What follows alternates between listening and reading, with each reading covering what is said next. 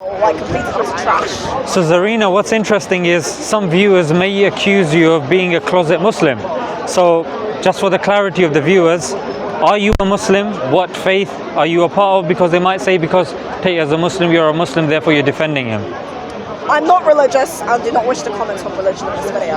Okay, so you're not Muslim, yeah? Okay. So you're saying very, categorically that he's innocent. What makes you think that he's innocent? So if you look through the evidence, there's no evidence he has done any of the things he's been accused of. Many women have come to speak out in favor of him. Many women have defended him. There's no actual evidence he has committed any sort of rape or sex trafficking. What about the people that say that he's admitted openly on his website that he would do something called the love trap, where he would trap the people, then bring them over, and then they would start and do a webcam kind of business that he was part of? So he ran a legitimate webcam business. When people are talking about that, they're talking about certain types of seduction. I don't see how that can possibly be considered a crime.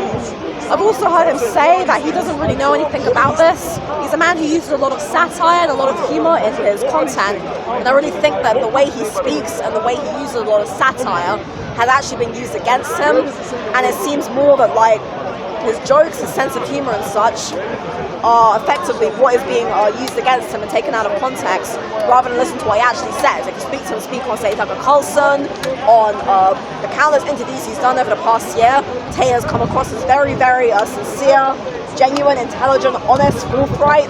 He's very pro-men's rights, he's very pro-women's rights, he's pro-humanitarian rights. I've not really heard him say anything actually negative. I think it's very, very dangerous to twist people's words, distort them, and make them seem like they're bad people when they're not. Do you think he's a good role model for people? I do.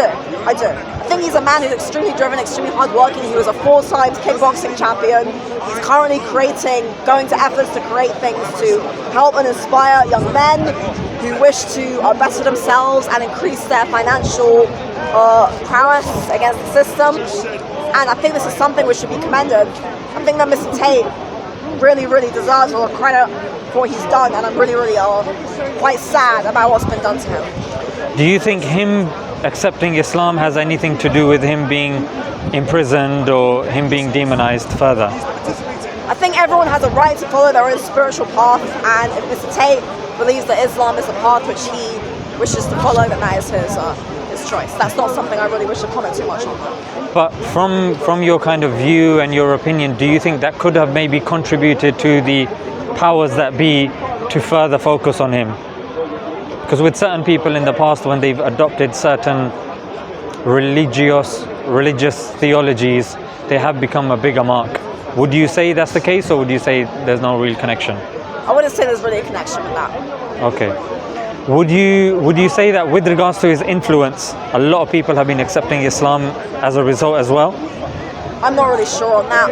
I think as well, for him, regardless, he's a man who lives by very good principles, discipline, motivation, hard work. I've seen him say this in many videos. He teaches, masculine excellence. He refers to it as, empowering men and boys to be the best versions of themselves. And I really do think that, Tate is a very good role model for young men and for women as well who wish to empower themselves too. Okay, how do you think he can benefit women?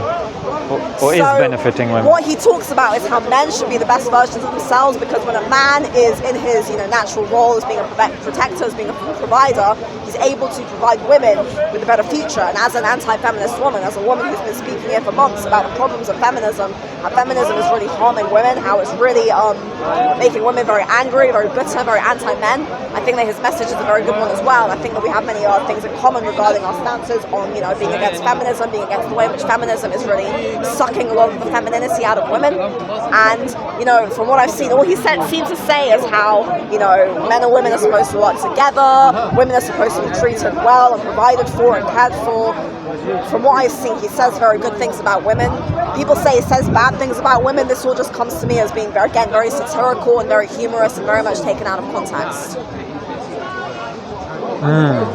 So when it comes to Andrew Tate and his kind of morality, at the moment we respect Andrew Tate, the people that respect Andrew Tate take him as a role model.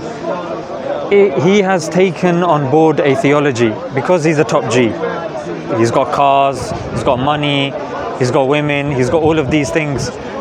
Why do you think that he would still adopt and try to adopt something else? According to your understanding, why do you think he would find that necessary at the stage of life that he's currently in? Probably just to have a bit of, I guess, spiritual, that spiritual side, because life can be very empty, if you're just focusing on money and cars and that. And I guess having that kind of spiritual underpinning can be very helpful to me. What if somebody says, you know what is spirituality? It's not something that you can quantify. It's not something you can put underneath a microscope. What do you mean by spirituality? Is it just another abstract term used to convert people? What do you think? Do you think that there's such thing as spirituality? Don't really have a massive opinion on it. I think at the end of the day, people are free to choose their own path. I'm interested in yourself as Zarina. That's part of this cause.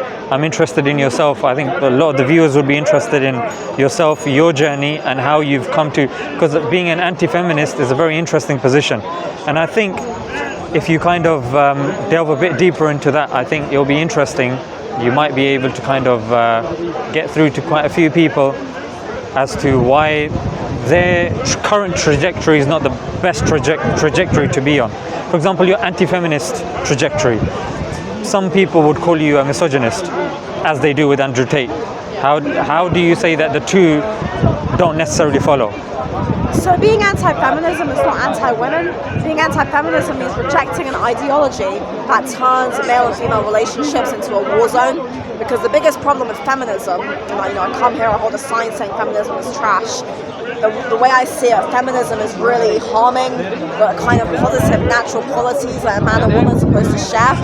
And I call myself a women's advocate because I believe that women are fundamentally strong, and they should want to be the best version of themselves, and that we shouldn't be prioritizing anything which is going to turn men and women against each other. So feminism is, I see, a very, very toxic, gynocentric, misandric ideology. And that's another reason why I support Mr. Tate, because I understand that many people who are against feminism are called misogynists, even though most people who are anti-feminism are not misogynists. They're just against an ideology that drives men and women apart. I think your current stance on morality is quite interesting. Where would you say you get your morality from? Like right and wrong. I believe that humans are genuinely altruistic by nature. I think that we're born with a desire to be empathetic and compassionate towards other people. I do believe this is something hardwired into us. I do believe this is something that we should all try to emulate. So I think that this is actually a very innate thing that we all possess. So, am I correct to assume that you're saying you get your morality from yourself or from society? I would say I get my morality from the way my parents raised me. From the way your parents, like what morality were they about? Were they religious? Were they non-religious? They were non-religious, yeah? Would you say that this is also a part of the problem? When people rely on and say that morality is only something, well, morality is something that you just look within yourself. We're all born with it. When the studies tell us that human beings are more inclined towards rest, they're more inclined towards lying. For example, studies done when a child is, children as young as 2, they say at least 50% of them lie. An adult daily would be lying quite often. So when humans are predisposed to surviving, resting, succeeding, naturally this is going to happen at the expense of other people, isn't it? So if we're too individualistic, we're too subjective, I think this is where this whole wokeism ideology is coming from. Do what thou wilt. Or I feel like a woman, therefore I'm a woman. Or I'm feeling like this, therefore you now need to cater to me. So I guess what I'm trying to say, Zarina, you said your name, is it? I guess what I'm trying to say, Zarina, is it's more helpful, and that's why you've got people like Andrew Tate, the Sartoro, the Shooter, Sneeko. A lot of these people are going towards an objective morality, a morality which is not shifted by our whimsical desires, however we're feeling today, whatever society is saying. So what do you think about this, that we need objective moral anchorage? Do you want me to talk a bit more about that? No, I understand. Yeah. Again, I do think that people are fundamentally born with an innate knowledge of right from wrong. think this is something which we all have right within us. Let me give you an example. I agree that with the woke ideology, there's definitely, say, a problem with how wokeism is affecting. Let me give you an example. For example, Eskimos. Within the culture of the Eskimos, what they do is they share their wives around. Yeah, so if you were born in the Eskimo culture, then that's something that would be considered normal to you. If you were alive, let's just say 40 years ago, it would be normal to you that homosexuality is a disease. If you saw a homosexual, you would advise them to go to a therapist, and they would need some sort of therapy. People even in Texas about 50 years ago, if women walked down the street and they showed this part of their hands, they would be deemed to be promiscuous. Words would be said about them. And even today, we're living in a society at this moment in time where if you fail to say someone's pronouns correctly, you have certain countries like Canada who are trying to criminalize that. So I guess, Zarina, what I'm trying to say is that we're living in a time where even, I'm trying to be careful with my word now, pedos are now being accepted within the spectrum as minor attracted people. So the more morality is, love is love. Do you believe love is love, generically, openly, or do you believe, no, there is some nuances to this statement? Because that's what we hear today. So I do believe that, you know, if two people love each other, if they're both consenting adults, that is a perfectly fine thing. You know, I have nothing against personally, you know, two men or two women being together. There's obviously a big problem with, you know, the way people are preying on young children, the way this is obviously something that's been very much swept under the rug. I think a lot of people are concerned about this as well. They're concerned about the effects of, especially when you think of things like, you know, child marriage, marrying a young person when they're very young, when they're not, you know, like a grown man marrying a child. That is a very, very, you know, dangerous thing. I think this is a big problem, which a lot of people are quite concerned about. So yeah. Love between two people at a certain age, for sure. Okay, then I guess the counter question or the counterpoint to that would be, what do you think about a brother and a sister that are both consenting adults using contraception, having intercourse? Do you think that's okay? Do you think that's beneficial to society? Not really sure I'd like to comment too much on that at present. I guess what I'm trying to say is the statement love is love, which is a statement that's purported by the wokes, the wokist, the woke leftists, whatever you want to call them. And when a person concedes to leaving morality open, and open to a degree that it relies upon one's subjective desires, anything goes. A brother with a sister, two brothers, like there was an article that came out, it was on the Jeremy Kyle show. Two homosexuals were on the show and they did a DNA test and they ended up being brothers. And I just found out just recently that, you know, there was a big shock and, you know, as you can possibly imagine. So then they started, you know, rekindling their relationship of being brothers rather than lovers. So what I'm trying to say is that if we leave morality too open and leave it to the hands of people, which children as young as 2, 50% of them would lie. You leave a child in a room and tell him, if you do this, then you will get a bigger prize, and you leave the room and that child would cheat just so they can win and get that bigger prize. Copious studies on this. So we know that as human beings, we're not predisposed to being good people. That's why only 5% of our time as humanity, only 5% has been war-free. 95% has been humans fighting with each other. So left to our own devices, like the Joker said, we would eat each other, civilized people. So if you leave Zarina, what I'm saying is, I think your cause is good. And I think your moral points are definitely something I can resonate with as a Muslim.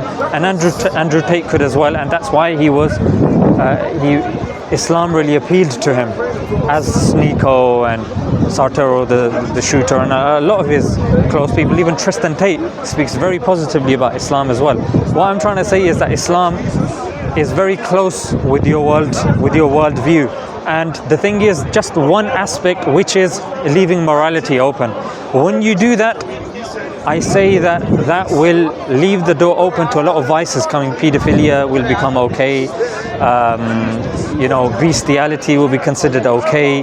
Aborting a child that's above, a reasonable age, and you say, it was a mistake, just lob him out. So life then becomes an absurdity. Little kids, lobbing off their parts just because they feel, do what thou wilt was actually something an occultist of this country, Aleister Crowley, that's what he would say, do what thou wilt. So I guess what I'm trying to say is, and I hope you've understood this, which is, if left to our own devices, yes, your current morality I think is good, but Zarina, yeah? So Zarina, if you continue, more and more things are going to happen in society that's really going to force your hand, and it's going to make it very uncomfortable for you to even utter a few things. Like, I'm sure you have an opinion about the vaccine. I'm sure you have an opinion about Andrew Tate. I'm sure you have an opinion with Russell Brand, which I think is in accordance to what you're saying. You're following what's going on with Russell Brand, isn't it? Sure, I think that's all really interesting. But yeah, at the end of the day, just to bring back to the main point, I think that this man is definitely innocent. I do agree that, in society there's a lot of issues. I guess, Zarina, what I was saying was, let's look for the root thing that Andrew Tate stands for. It's morality. He says, you know what? It's morally incorrect for a man to tell a woman to work and to do this and to raise the house. That's the role of the woman. What's the role of the man? He's making moral statements. And what I'm saying, Zarina, is that people watching that may be of a different morality, they might be part of a liberal morality, they might be part of a Christian morality. What I'm trying to say is that discussions on morality is incredibly important. You've definitely made your point, and you've made it very well. And I hope, people, take this on board. And I appreciate your honesty as well. But definitely for our survival, like Andrew Tate, he's a man that can look after himself. But even Andrew Tate himself felt the need for Islam. Despite being in a position that he was in, being influential or whatever, he still felt the need to accept Islam. So for us, even as the viewers and people that are here, I think it's very important for us to realize the magnitude of the decision that he took and why he took this decision. Religion can definitely fulfill a certain void. We feel that way with people feel that way with Christianity, Buddhism, Hinduism, Jainism, Shintoism. People definitely, and Islam as well. People definitely do find religion as a way to fulfill that sense of, lacking that internal void. So I can definitely see the goods in finding a certain religion, following a certain religion, and how that can. Have you looked into Islam, or what points in Islam would you say, although I've already identified a few, what would you say aligns with your current worldview? I'm not sure it's helpful for me to comment so much on that. Because we've already done the main part of the discussion that you wanted, isn't it? So now we're just talking about kind of extra things, morality and stuff like that. The reason why I think it is helpful, Zarina, is I'm not here to put down any religion. In fact, I would say if the UK were Muslims or Christians or Jews, it would be more helpful than being atheistic liberals that say just take morality from yourself. Well, most atheists, most atheists, they actually talk about evolution, how people have evolved to be moral, and how, again, things like altruism is actually an evolutionary human trait. And they would say, for example, that humans are innately empathetic, that we're innately compassionate, and that society just needs to have certain, rules put in place to enforce that. And I think that's what most atheists or Buddhists will actually say. The only thing with that is it goes against the principle of evolution, which is survival of the fittest. That's incompatible with morality, in fact, because it's not, morality is actually separate to survival of the fittest, because according to Darwin, it's just about survival. I need to survive so I can pass on my genes. Doesn't matter if I'm moral. Somebody that sacrifices their life for somebody weaker than them that's something that is problematic for Darwinism, in fact. Giving into charity when you're supposed to be thinking of survival of the fittest is posing problems, actually posing problems for Survival of Darwin. the fittest generally means that the fittest genes pass on, so the strongest genes survive, and that ensures the future survival of the human That's race, right. effectively. That's right. So when you are sacrificing yourself for somebody weaker than you, it goes against that. And evolution actually starts with the first self-replicating DNA or gene or organism. It doesn't talk about how the universe began. And sometimes, Zarina, the reason why it's very important is because if we think and if we live by a certain morality, it actually will proceed in making us better people. I'll give you an example. Somebody who doesn't believe in any morality, he believes that human beings are good and that's fine. Okay. He believes that, or he or she, when we're going to die, we're just going to become dust. We're going to become dust. If a person believes we're going to become dust, there's no accountability, there's no judgment, then do what thou wilt. Then what's going to happen is you cannot tell the difference, because if you don't have morality, you can't say what's right, what's wrong. What I mean by this is, if somebody is, because you're saying, look, this is the role in the home. The man needs to be the provider, the woman needs to be the one looking after the home. These are moral points. These align with Christianity, they align with Judaism, they align with Islam. So that's one of the points. They do, of course. Of course. But the thing, when you say humanity or humanism, that's where I would say it depends. Because humanism is open to a person's desires. It's up to you how you view things. There's no necessary morality. It's majority rules. For example, if you're in a society where, let's just say, you're running out of food and you have dead bodies, if scientists say for our survival we can eat dead bodies, that is what would be happening. If people say in order for us to survive we need to, and if your survival depends on torturing a little child, they would say, utilitarianism, survival of the majority was punishment of the few, it's okay, no problem. So Zarina, I think this is definitely an important part of the conversation. Morality, where we get our morality from, what is this morality, and how do we make sure that it's consistent, it's objective. Because if somebody says, for example, you may say that, and you may argue, look, a man's job is to earn, a woman's job is to make sure that the house is in a hospitable, and she's raising the kids and she's making the home environment hospitable. Yeah, someone would say, why?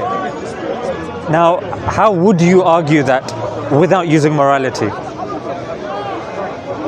Well, effectively, I would say that this is a very biologically evolutionary trait that, men have evolved to be providers, women have evolved to be caregivers, and that's not to say, I'm not negating women's desire to have careers or to have jobs or to have independence. Somebody's saying that in a relationship, typically, a man's role is to provide, a woman's role is to be a caregiver. That's just the basic way in which people have evolved, and the way in which the man and the woman have evolved. But then, do you see how the argument, when you take evolution, because evolution as a theory, we don't necessarily understand too much about it. Because it's a growing theory, scientists claim it's the best answer that we have at this moment in time. But again, if evidence comes tomorrow, it can be taken in this direction, it can be taken in that direction. And the more we understand about evolution, we are predisposed to eating, overeating. We're predisposed to lying, to cheating. Do you see? And we're predisposed to believing in a God as well.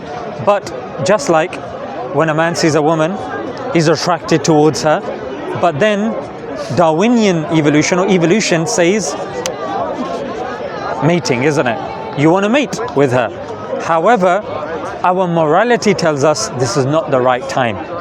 Speak to her, take her, speak to her father, maybe, find out about her, let her speak to you. There's a process.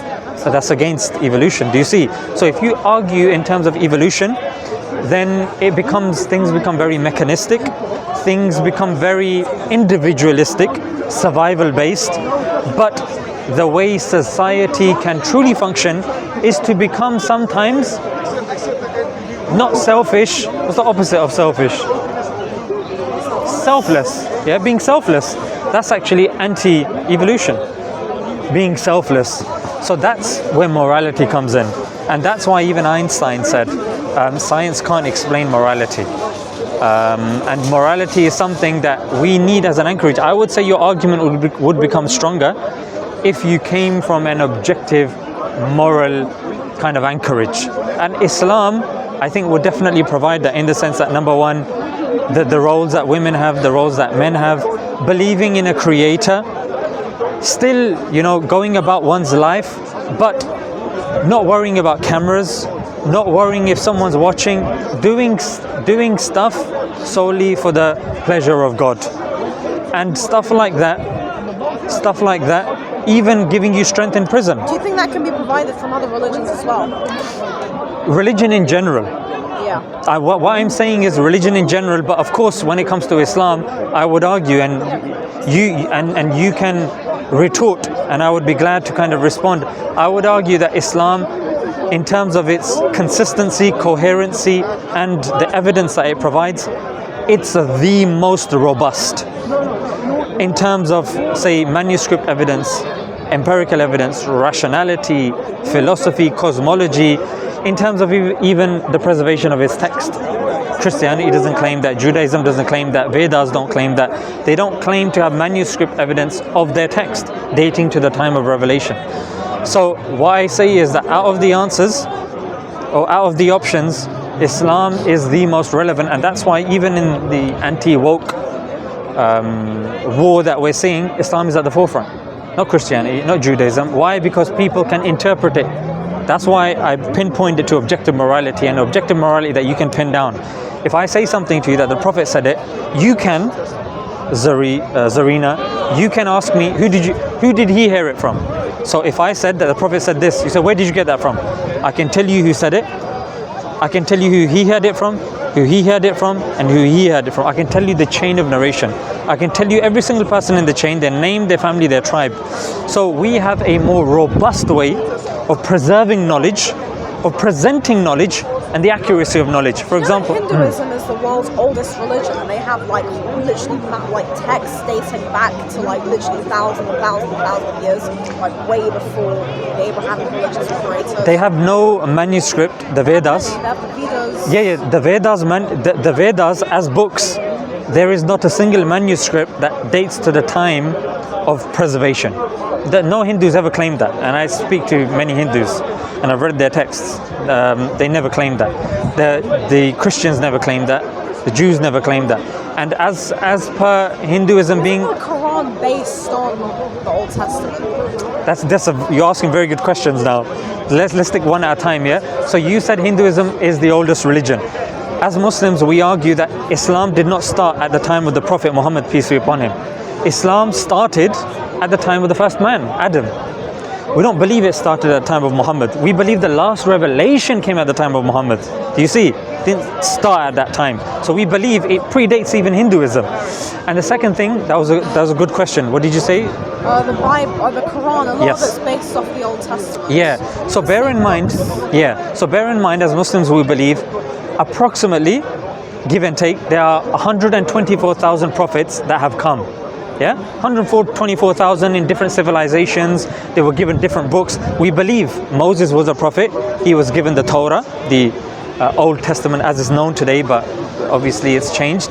We believe if we were at the time, if you and me were at the time of Moses, we'd be believing as Moses as the prophet and the Torah as the book. If we were alive at the time of Jesus, we'd be following Jesus, and we'd be following the Injil that we call the book that was revealed. But we believe, Zarina, that the books then got changed. Yeah, because the books coming down, they were a form of test for us as well. However, the Quran is the last revelation that was to be revealed, and no prophet was to come after. Therefore, God promised to preserve the Quran. Now, you might be thinking that's all well and good. Somebody else might claim something. But there are certain ways that you standing here, you can see how the Quran could be preserved. The first way is memorization. The Quran is the only one of the ancient books that's memorized from cover to cover by a significant part of the Muslim population. They're called huffaz, people that memorize the book. And children as young as 6 memorize it from cover to cover. The New Testament, it's not within the culture of Christianity to memorize, and in fact I haven't come across a single Christian that claims to do so. Same with the Old Testament, same with the Vedas. They might claim that there was little pockets that they memorized here and there, but as a whole book, no. Muslims, you can go to a mosque in Ramadan, they will be reciting from memory. So the Quran, from memory. Even the language of the Quran, Zarina, is in Arabic, which is a live language. It's one of the top 5 languages in the world. Old Testament was written in Hebrew. It's not necessarily a live, most spoken language. The New Testament, the author was Jesus, who spoke Aramaic. Aramaic is not a live language. When it comes to Hinduism, the Vedas were revealed in Sanskrit. Sanskrit is not a live language. So even in terms of accessibility, even in terms, for example, they'll say Jesus said this. How? Okay, Mark said this. Okay, can you tell me a chain of narration going from Mark to Jesus? No Christian till today has been able to provide a chain of narration from the gospel writers to Jesus. However, with me standing here, I can tell you a saying of the Prophet in the language of Arabic. I can tell you who I learned it. For example, the Prophet, peace be upon him, said, Al-mar'u ma'a man ahab. A person will be with whom he loves. So we get that from Ahmad. He gets that from Muhammad ibn Abu Adi. He gets that from Humayd at-Tawil. He gets that from Anas ibn Malik. He gets that from Muhammad, peace be upon him. The Prophet said, don't kill women and children. We get that from Imam Malik. He gets that from Nafi. He gets that from Ibn Umar. He gets that from the Prophet. So we have chains. We have precise, and that's why, Zarish, going back to Zarina, to your original point, when we're talking about morality, when we're talking about he said, she said, we need to have strong criteria. You can't just say he say, she say, Chinese whispers, and then if people come in 10 years time, your children or your children's children, we need a way that even they can verify the truth. There's a manuscript. The oldest manuscript of the Quran is in the University of Birmingham. That was there at the time of preservation. So, and this, the evidence has continued, the numerical miracles and this and that. But the point remains, Islam is unique, even in terms of the falsification in the Quran as well. But I feel like you want to go. Sure, no, a very interesting discussion. Yeah. But if you ever want to, but if you ever want to kind of continue this, or you want to know more, I would say it will help your cause. Sure. It will help your cause. It will help your life. And at the end of the day, Zarina, when we die, we're going to go into our own grave, isn't it? So it's all well and good about what's happening out and about, but our biggest priority should be ourselves.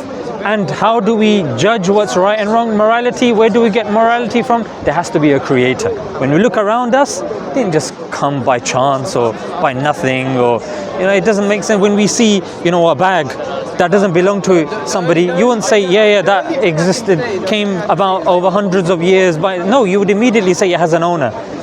If I see your jacket, which is very nice, I say, who designed it? Which shop did you get it from? And they say, oh, that jacket is very nice. Came over hundreds and hundreds of years. You take that as an insult, you see. So even, these questions, we should definitely kind of reflect on them. And I appreciate, you coming and wanting to talk as well. And of course, if you want to come and talk again and, talk about a different topic, I'll be more than glad to. So you're very open-minded, which is very nice. Thank you, Zarina. Thank you. Our respect. Yeah. Okay, thank you. Counter-respect. No. Shall I tell you what it is? When you shake someone's hand, as a man, no, you know what it is? It's not germs.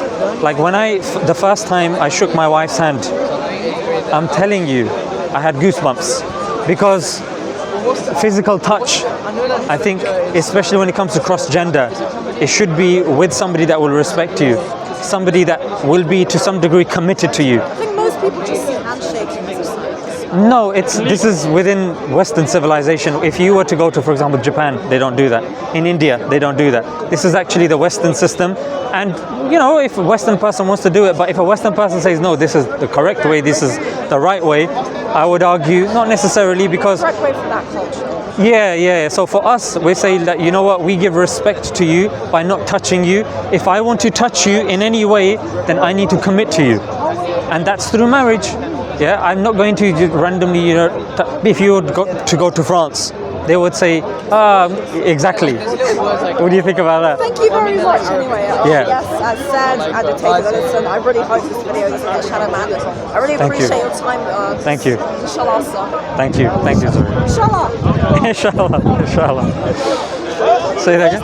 Oh, where's the case, bro? Listen. Bro, Zishan, you listen. got me, bro. Listen, I'll tell you one thing. Sorry, 1 minute. Yeah? Listen, I'll be real with you. Yeah. Bro. Let me tell you something. It's not good for us to. It's not good for us to speak on camera because one of the brothers. He claims that there is a police case pending with you. What? On the Holy Quran? Listen, on the Holy. 1 second. Yeah. On the Holy Quran, that's not true. Bro. I know who you're talking about. I did. I don't know his Listen, name. I know who you're talking about. Listen, no. On the Holy Quran, this is not true. Yeah. Don't worry about it. You don't have to stress about it. I swear to God. So that's why, you know, when he came, he said, you know what, brother? Why do you listen to him? What does the hadith say? The hadith says between the truth and falsehood is 4 fingers. Between the truth and the falsehood is 4 fingers. If you hear something but you don't see, you have to see the book. They said the one that slanders a believer, he will not enter heaven until after 1,000. And that's why I haven't accused you of anything. No, of course. That's why all I said was that's what's here at the moment. Listen, who do you fear, Allah or people? I fear Allah. That's why I'm staying neutral. Okay, of course. Listen, that's why I'm staying neutral. Of course, you're gonna fear Allah. Just have a quick one. I just want to say one thing here. Before I come back in 20 minutes. Zishan, can I have a picture afterwards? Of course. You see the yours, right? You see, Yeah. Oh, I'm objective. Oh no. You see today is 2023. Yeah. 2023. Do you want to say something quickly? No, I just want to have a private